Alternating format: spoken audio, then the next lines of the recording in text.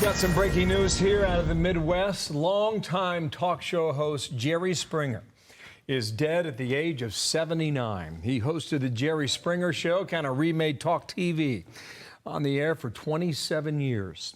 Before that, he was a news anchor in Cincinnati. He was also the mayor of Cincinnati in the late 70s. His family says he died peacefully from cancer at his home in Chicago. He was 79 years old, as I mentioned. I knew Jerry Springer when I was a young man. First came into the business at the age of 19. We worked together at Cincinnati, WLWT, the NBC affiliate. Jerry Springer had so many skills and talents. Okay, he comes out, he was a lawyer, he's from Brooklyn, New York, loved the Yankees, loved Bruce Springsteen, loved the Beatles.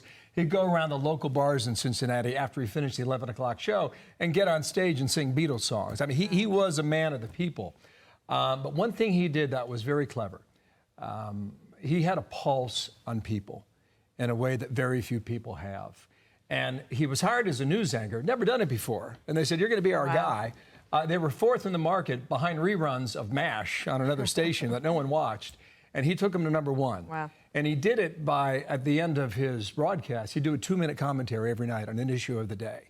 And he concluded all those commentaries with the phrase, take care of yourself and each other. Then he'd say, good night, and his signature would go across the screen. Jerry Springer was a legend, and in so many ways, some people thought he was controversial because of the way he carried on his talk show. I knew him as a guy who would argue about Social Security at the age of 19. He didn't want it. I was like, Jerry, I'm making $9 grand a year. I have to have something toward the end. So Jerry Springer, rest in peace, and for now, you take care of yourself and each other. Indeed.